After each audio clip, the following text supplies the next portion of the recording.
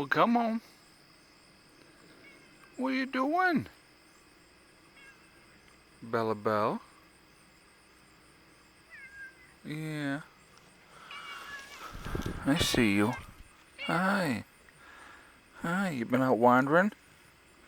Yeah? That's a good girl. Hey guys, Prepper Nurse One here.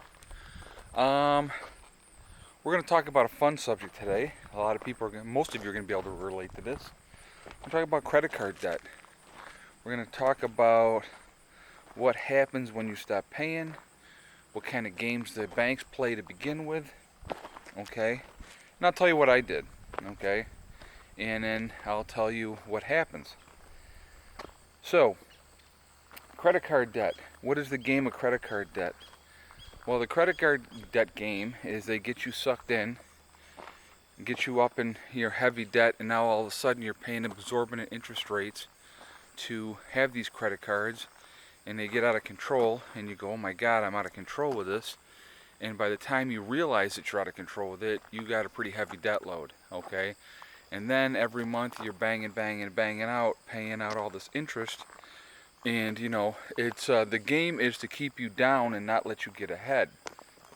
Now we're gonna go back, oh God, maybe 8 years ago now. I don't remember exactly when it was. I had a ton of credit cards. I mean, a ton of credit cards. And I was in heavy debt with my credit cards. And I looked at what I had and I was like, God, I gotta do something about this. So what I started doing was I stopped using my cards and I started planning on doing a snowball effect. So on all of my cards except one, I started paying the minimums, and on the one card, I hammered the one card. And so basically, I would pay like like $500 to one card, and then minimum payments on the other cards. And then what my game plan was, then to take that, like say, once I paid that first card off, let's say my minimum payment was $100 on the next card. So what my game plan was to, once I paid off that first card, then take that 500 that I was paying for the first card plus the 100 I'm already paying on the second card and pay 600 a month on the next card. So I did that, and I did that for a year. And in 1 year I paid down $10,000 worth of credit card debt. All right, and I was looking at a light at the end of the tunnel at that point, and I was really, really happy with that. And that's just about the time that the banks decided they were going to double, quadruple, and triple everybody's credit card interest rates. Okay, so they tripled and quadrupled like all of my cards, and so I called them up and I said, "Why are you doing this? From 6% to 24% interest rate?" And their reasoning was, "Well, you have a heavy debt load." And I said, "Yeah, but do I always pay on time? Do I always pay more than I should?" They're like, "Well, yes, sir, you do." "And how long have I had these cards?" 10 years or whatever it was. I said, "So you're basically going to triple and quadruple my interest rates based on the fact that I have a heavy debt load?" And they're like, "Yes, sir." And I said, "Okay, well, here's your option." I said, "Well, because first of all, I said, I want my interest rate back to where it was." And they said, "Well, we're not going to do that." And I said, "Okay, well, here's your option." I said, "If you do not lower my interest rates back to where they were," I said, "I'm not going to pay you anymore." And the lady was like, "Well, I'll give you an example. Just the one I called. Well, sir, that'll ruin your credit." And I said, "You don't understand. I don't care." It was principle to me at that point, was just because you could do it and because you felt like, tripling and quadrupling my interest rate based on the sole fact is that I had a heavy debt load, but I was paying on time, paying more than I should, but you're going to try to screw me.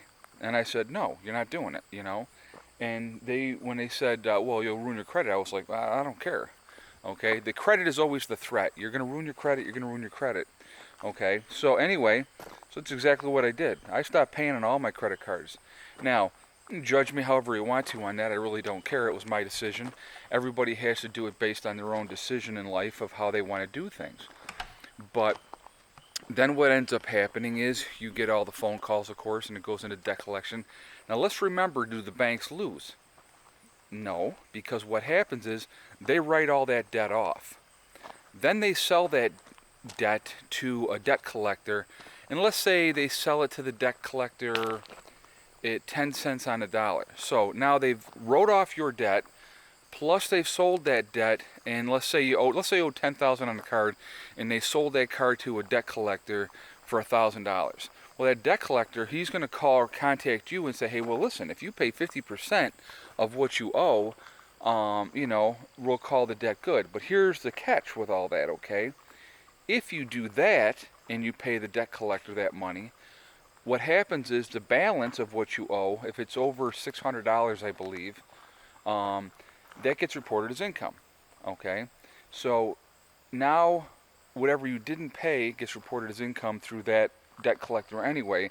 So you pay the debt collector, plus they're going to charge you for income on that. Now, what happened with me, and what probably happens with most people, is what eventually happens is the IRS says, oh, okay, you defaulted on $10,000 worth of credit card debt. We're going to count that as income now. So now what they do on that $10,000, they charge you tax. Okay? And there's nothing you can do about it. You got to pay it. You got to pay the tax. So to think that you walk away scot-free, no, you don't walk away scot-free. Number one, your credit is ruined. Number two, and it's like 7 to 10 years your credit is ruined, okay? Number two, eventually, if you don't do anything, if you don't pay any of the bill collectors or any of that, what ends up happening is it gets reported as income and they tax you on it. So, it's really not a win-win. It's, for me personally, it was principle. I was not going to basically bend over and get it taken to me because they made a decision, because they were financially hurting because of their poor investments, that they were going to screw the credit card people. Now, they did this to a lot of people, okay? And I'm sure a lot of you out there can relate to that. And I'm sure a lot of you bent over and took it. I chose not to, okay? Now, to this day, I have one credit card. And it's a store credit card for one of the, it's a Kohl's credit card. I'll tell you, it doesn't matter what the heck it is. But I had an $1,100 limit with them, and when I defaulted on all my credit cards, now again, I never stopped paying Kohl's. I paid them. Right now, I don't owe them anything. But what they did was they reduced my credit line from $1,100 down to $400. And so, it is what it is. And I use that Kohl's credit card, but right now I don't owe them anything. So realistically, I don't use credit cards anymore. If I don't have the cash, I don't do it. And it's definitely, and now could I get credit cards again at this point? Yes, I could. Believe it or not, that's how it works. It's a game, because they want to get you back in that cycle, okay? But I choose not to be in that cycle. Now, it's as an individual thing. You have to make the decision, do you want to do this or do you not want to do this, okay? Me personally, I felt they were not living up to their part of the obligation, and so I gave them an opportunity to live up to their part of the obligation. They chose not to. Well, then I had to make my choice at that point, and I chose not to pay. Judge me how you will. It doesn't really matter to me, because you're not me. You're not in my shoes. I don't believe that you just take it if they try to screw you. I gave them an opportunity to make it right. They chose not to. I could see if I was behind on my payments and always late on my payments or something like that, I could understand that as a reason to raise your credit card interest rate. But just because I had a heavy debt load, which I had, and I told them, I said, listen, I've paid off $10,000 worth of credit card debt in the last year. They didn't care about that.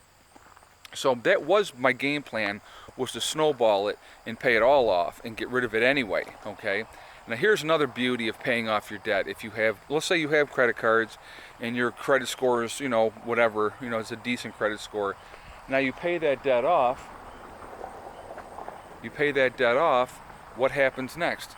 Your credit score is going to go down because now you're not in debt anymore. They want you to be in debt. They want you to carry balances on stuff, okay?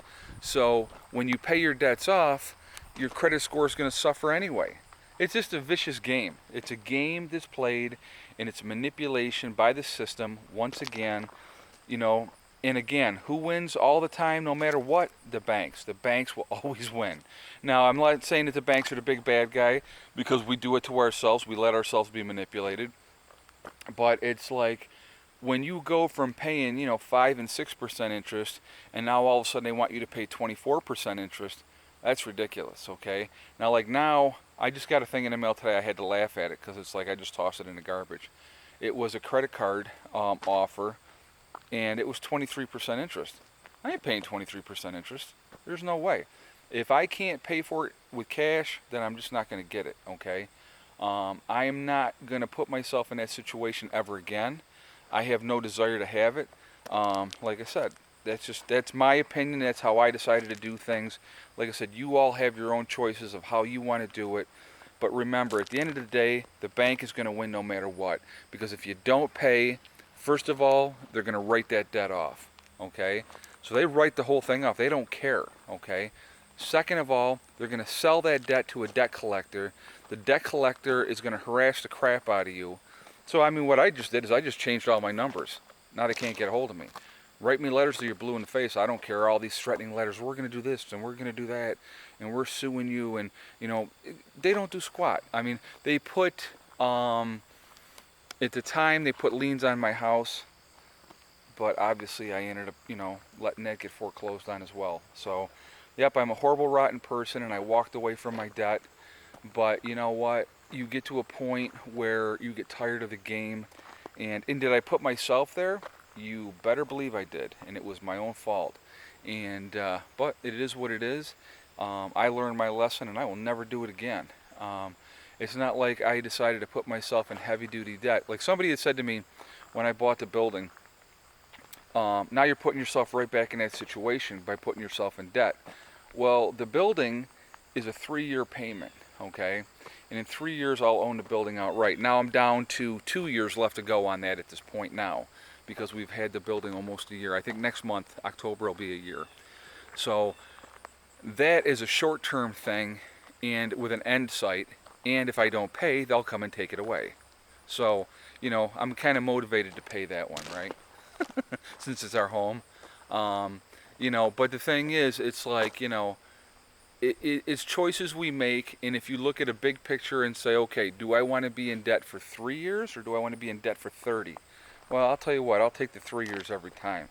And like I said, it's a short-term thing, and when that 3 years is up, then that money's cleared back up again, So it's, you have to look at the, like I said again, you have to look at the big picture. So I made some decisions. You may think that they're wrong. That's your choice. But you know what? You have to do what's best for you. I did what was best for me. And the thing is, and if you want to say that I'm justifying it, that's fine too. Like I said, I really don't care. I don't care what you think, to be honest with you. I made decisions that I had to make at the time. I was not going to get screwed. You were not going to take me from 6% interest rate to 24% interest rate and have me go, oh, well, yeah, okay, cool, thank you very much. I would have never paid that debt off. And it was a lot. I'll be honest with you, it was a lot. But you know what? It's like, I had told them I will pay it if you put the interest rate back to where it was. And they chose not to. So whose fault is that then, right? We do what we have to do. All right, guys. So let me know what you think. Tell me your stories. Let me know what happened with you guys. I would definitely want to hear it. I know that, like I said, the banks did it to everybody at that point. And that was when they did, I think, the whole TARP thing. And we actually bailed them out again to the tune of billions of dollars because supposedly whatever was going on at the time, it's all crap. It's all a manipulation and it's all a game. And if you can't see that, then I don't know what to tell you. But anyway, listen, have a great day. I hope everything's going good for everybody. Kiss the ones you love because tomorrow's not guaranteed. And remember, it's one thing at a time, one step at a time, and one day at a time. And you will meet your goals. It happens. It really, truly does. And the biggest thing is, life is too short not to be happy. If you are unhappy, guys, really seriously, change your situation. Because I know that once we got away from where we were and we got out here, it's much more peaceful. We're much more, we're a lot happier. and you know, it just makes life a lot better. All right, I'll talk to you guys later. Prepper Nurse went off for now.